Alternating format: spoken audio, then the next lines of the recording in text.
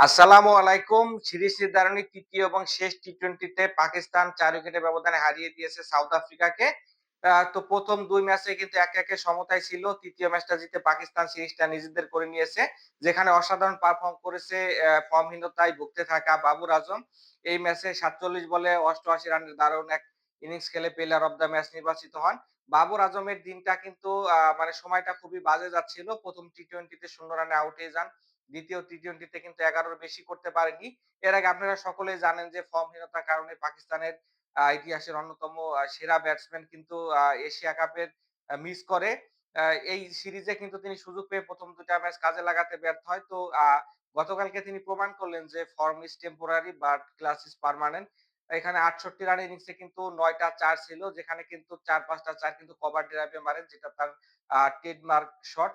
এছাড়াও কিন্তু Salman Ali agar 30 plus একটা স্কোর ছিল। আ সাউথ আফ্রিকা ব্যাট করতে নেমে কিন্তু এখানে ১ম ওভারে চাপে পড়ে যায়। শাহীন আফ্রিদি ১ম ওভারে ২ টা উইকেটে শিকার করেন। ডিকক কিন্তু ০ রানে ফিরে যান। সাথে, সাথে প্রিটোরিয়াসও কিন্তু ০ রানে ফিরে যান ফার্স্ট বলে। এরপরে হচ্ছে রিজা হেনড্রিক্স এবং ব্রেভস এর মধ্যে একটা পার্টনারশিপ হয়। যদিও সে পার্টনারশিপটা কিন্তু একটু স্লো ছিল। ৩৬ বলে ৩৪ রান করে আউট হয়ে যান এখানে রিজা হেনড্রিক্স। ২২ বলে ২১ রান আ আ করেন হচ্ছে ব্রেভিস। পরবর্তীতে কিন্তু দারুণ একটা পার্টনারশিপ তৈরি হয় এখানে বোজ এবং হচ্ছে ফেরেইরার মধ্যে।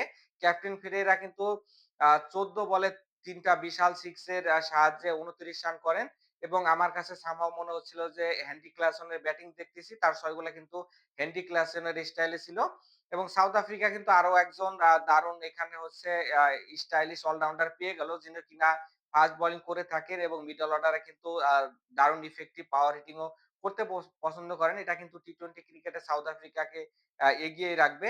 পাশাপাশি এখানে বোজও কিন্তু ৩০ রানের একটা ইনিংস খেলেন ২৩ বলে। তাদের এই দুজনের কল্যাণে কিন্তু সাউথ আফ্রিকা কোন রকম ১৩৯ রান করে। যেখানে শাহীন আফ্রিদি কিন্তু দারুণ বোলিং করে ৩ উইকেট শিকার করেন এবং একই সাথে কিন্তু এখানে হচ্ছে ফাহিম আশরাফও ২ টা উইকেট শিকার করেন। অভিষিক্ত ওসমান তারিক কিন্তু এখানে ২ টা উইকেটের দেখা পান এবং তার বোলিং স্টাইলটা কিন্তু একটু আমার কাছে অদ্ভুত লেগেছে। হালকা দাঁড়িয়ে তারপরে কিন্তু বোলিং টা তিনি ডেলিভারি দেন যেটা কিন্তু ব্যাটসম্যানের জন্য কিছুটা হচ্ছে মিস এখানে হচ্ছে টাইমিং হতে পারে। এই কারণে কিন্তু তিনি ২ টা উইকেট পেয়েছেন।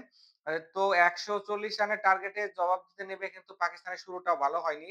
আগের দিনের কিন্তু দুর্দান্ত ৫০ করা সায়েম আইয়ুব মাত্র ১৬ রানেই ফিরে যান। সাহেবজাদা ফারহানও ১৯ রানে ফিরে গেলে ৪৪ রানে ২ উইকেট পড়ে যায় পাকিস্তানের। এর পরবর্তীতে কিন্তু ক্যাপ্টেন সালমান আলী আগাকে নিয়ে দারুণ একটা পার্টনারশিপ তৈরি করেন বাবর আজম।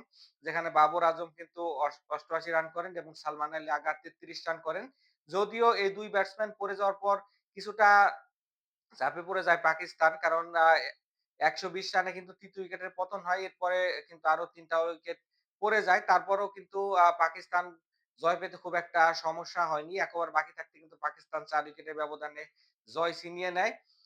এই ২ দল কিন্তু ৩ টা ওয়ানডের সিরিজ খেলবে যেখানে ১ম ওয়ানডেতে আগামী ৪ তারিখ ফয়সালাবাদে মুখোমুখি হবে ২ দল। সকলকে সেই ম্যাচে খেলা দেখার জন্য আমন্ত্রণ জানিয়ে আজকের ভিডিও এখানেই শেষ করছি।